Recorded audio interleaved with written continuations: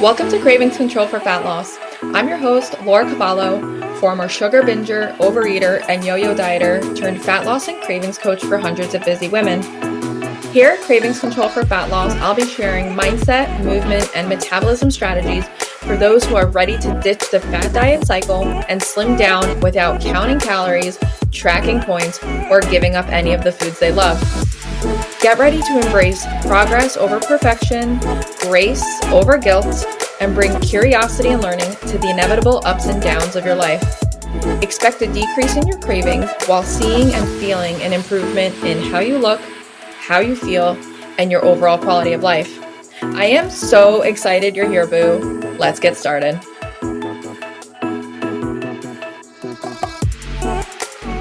Hello, and welcome to another episode of Cravings Control for Fat Loss. My name is Laura Cavallo, your cravings coach, and today we are talking some weekend strategy. Now, I know how tough the weekends can be. It was one of my favorite events, especially as an overeater, binge drinker, and constant craver. I loved the weekends. It was always really fun to let loose and just let my inhibitions fly and not have to be so strict, especially when I was in my binge and restrict phase.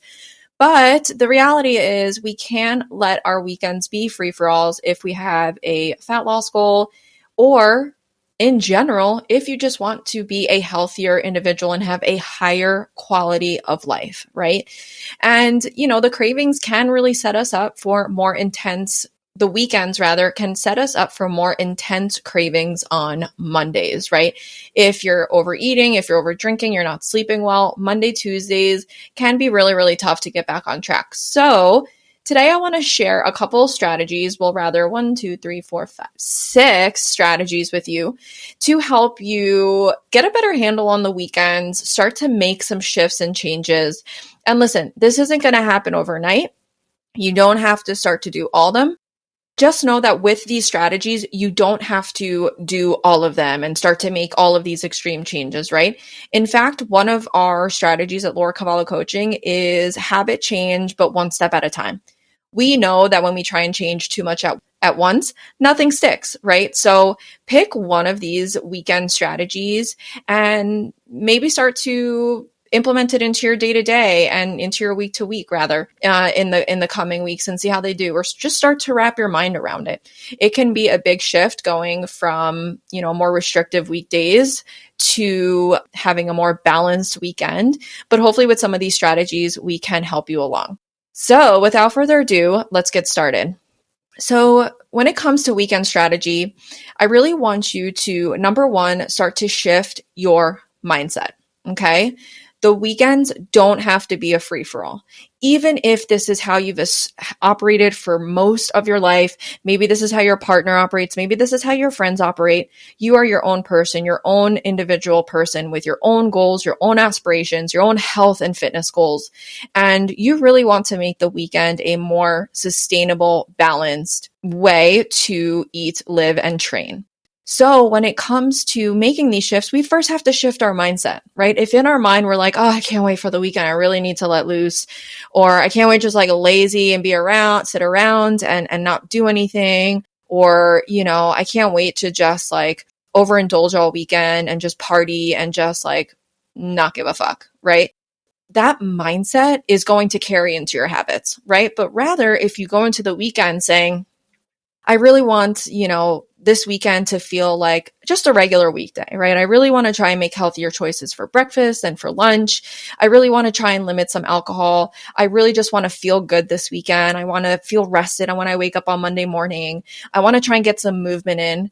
Do you see how even just professing those and proclaiming those in your mind shifts how you start to plan your weekend and how you start to consider your events and your commitments and your plans, right?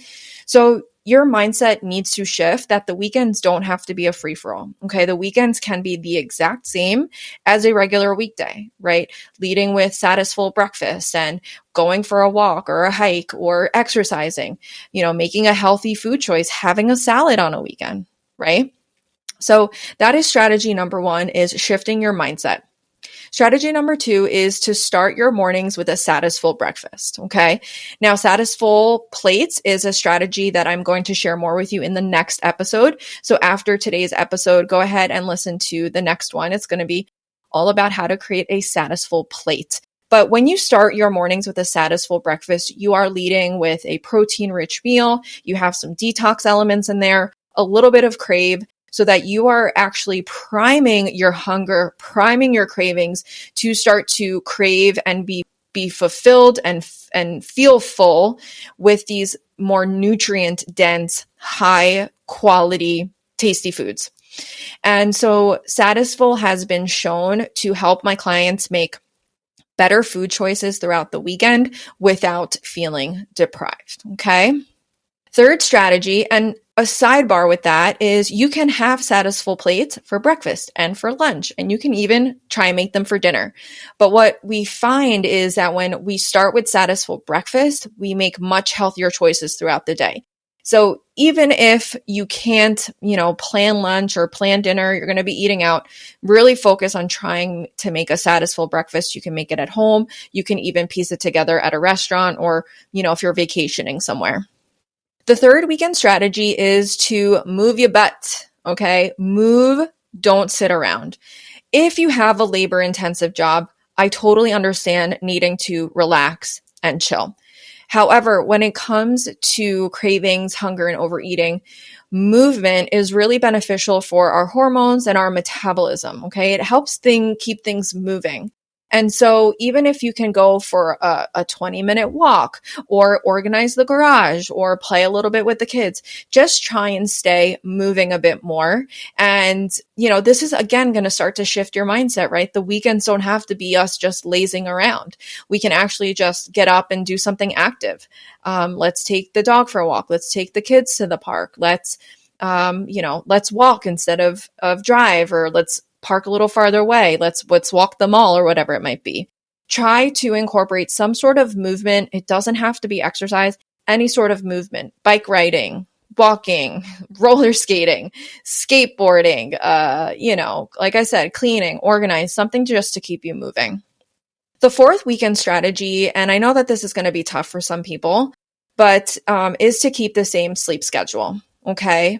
It is so important for just quality of life as well as overall health, that sleep be really just one of the most important things that you try to optimize. Okay. Sleep is not only so important when it comes to managing cravings, hunger, and overeating, but disrupted sleep or chronically under rested people are at higher risk for different diseases and ailments. And so we really, really, really want sleep to be one of the most important things that we focus on.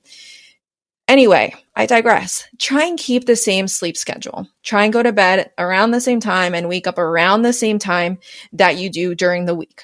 Now, I know if you're a teacher or a mom or, a career woman that tends to get up early and the weekends are your chance to sleep in, I totally, totally get that. Okay. However, I want you to just observe. Is it harder for you to get up on a Monday morning if you do tend to go to bed later and sleep later during the weekend? Okay. Try to maybe keep your sleep, wake up and go to bed within 1 to 2 hours of when you usually wake up and go to sleep during the week. Okay. So that we're not being so far off. We're trying to keep it as close as possible. And then just start to observe over the weeks, like, oh yeah, Monday, I really do feel really tired. So maybe Sunday, okay, not Saturday. Saturday I can sleep in, but maybe Sunday I do get up a little bit closer to my regular wake up time that I do on Mondays. This way you start to just kind of give a little bit in one direction so that you're not so tired and fatigued, A, on the weekends, but also B, in the beginning of the week. Now, I know that this might take a little bit of time and a little bit of priming and a little bit of convincing, but I do want to assure you that sleep has heavily been studied and is really one of the most important things when it comes to overall health, and especially when we're talking about cravings and hunger. The last weekend, or no, not the last, but the fifth weekend strategy is to avoid excessive alcohol. Now, I know what y'all are saying. I'm about to turn this podcast off. This lady's trying to have me not drink. No, that is not what I'm having you do. I am a very realistic person. I'm a very realistic coach. I know that my clients want to enjoy alcohol, right? Just as my clients want to enjoy sweets and carbs and cookies and bacon and tasty foods, right? So I'm not saying get rid of alcohol, okay? What I am saying is manage how much and how often, okay? Alcohol does disrupt sleep. It is a poison, and it can also impact your fat loss goals, right? Because when it comes to fat loss, if you are drinking alcohol consistently, your body won't actually tap into fat stores to burn fat. It will only be burning alcohol that's in your bloodstream. And so say you drink consistently throughout the week and you wake up to exercise the next day, you are just burning alcohol. You are not tapping into any of your fat stores. So alcohol, again, can disrupt sleep, can increase cravings, can increase hunger. So maybe you pick one night where you have cocktails, right? Or you're drinking, and try to keep it, if you're a woman, between, I recommend my clients 1 to 2 drinks. If you're a man, you can go up to 3 to 4, but really just start to observe how alcohol impacts you the next day. Are you then craving more, palatable foods, like things that are greasy and salty and carby if you're hungover, right? Is your sleep disrupted as a result of alcohol? Are you more irritable? Do you have the Sunday scaries? Right? So alcohol can really impact our cravings and hunger in a negative way. So being sure to just start to observe how alcohol does impact you. Now, if you're someone that drinks consistently, even if it's 1 drink per night, it will be harder for you to observe how alcohol impacts you with just 1 or 2 nights off right now. I had a client, or have a client, that I've been working with for 2 months, and she was kind of just like 1 cocktail a night drinker, right? And we started working together, and in the first month, she was still having her 1 cocktail. We approached different nutrition strategies, but she was still having trouble losing weight, right? And I talked to her about the alcohol, and I said, listen, why don't we try to keep our alcohol just on 1 night per week, right? Instead of drinking 5 nights a week, let's just do 1 to 2 drinks. You can even go up to 4 if you want on 1 night. What happened is, in that second month when we did our check-ins, is that she was actually down 5 pounds and 5 inches.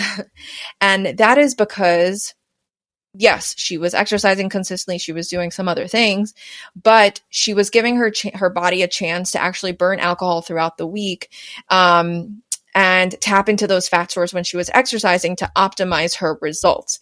In addition, because she wasn't drinking throughout the week, now if she had a drink on a Monday or a Tuesday and she tried to go to bed at 10 o'clock and wake up at 7 for work, she could feel how intensely that alcohol impacted her. And now, on her own accord, she's just started drinking less because she can see how much it impacts her sleep, impacts her fat loss results, impacts her mood, her hunger, her cravings. But, it can be harder to see how alcohol impacts you when it comes to some of these things if you're someone that drinks consistently.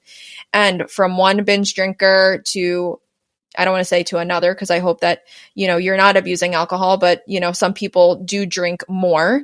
I can tell you that alcohol was a big, big part of my life for a long time. And I really didn't see what was going on until I started to cut it out a little bit more. And then I was able to connect the dots. I still drink, I still cocktail. I have a few drinks per week, sometimes less, sometimes more, but I never feel great afterwards. But that is a little sidebar. Okay, the last weekend strategy is get your friends and family on board with your goals. Okay. Start to share your goals or aspirations, the habits that you want to start to implement, the desires that you have. Okay. Social support is so important when it comes to adopting a healthier lifestyle, learning how to manage cravings, achieving sustainable fat loss that you can achieve and maintain for the rest of your life. You need a support system to help you with some of your habits and making changes. Okay. Now, I know it might be hard if you don't have that right now. And so I want to encourage you to reach out and connect to a community that can support you, right? Some people have that. They have family, friends, coworkers that they go on walks with, or, go to the gym with, or, can go and get salads with, but not everyone has that, right? So connect to positive communities that help you feel good, empowered, excited, that gives you good knowledge, good education, and, try and find support in them to kind of help you. So share with your friends and family, even if they aren't totally on board, what your goals are for the weekends. Like, hey, I really want to get up. I want to cook breakfast at home this weekend. I'd love to go for a walk if you're about it. We went out on Friday. Can we just stay in tonight? I really don't feel like drinking tonight. Get other people on board with your goals. You can go farther together. And if you are looking for a community, I do want to invite you to follow me on Instagram at Laura Cavallo _ Cravings Coach, or Cravings _ Coach. And would love to have you as part of our community. We share a ton of content and strategy on there, just like we do on the podcast. Thank you so much for being here, and I will talk to you soon. Bye. Hey there, before you go, I want to invite you to subscribe to our holiday email series, The 12 Days of Cravings Control. In this free offer, you'll get one short email per day with a quick cravings tip, recipe, or workout to help you eat better, move more, and stay on track without having to dedicate a ton of time. The first email goes out on Monday, December 5th, and you can subscribe anytime through Friday, December 16th. See you there.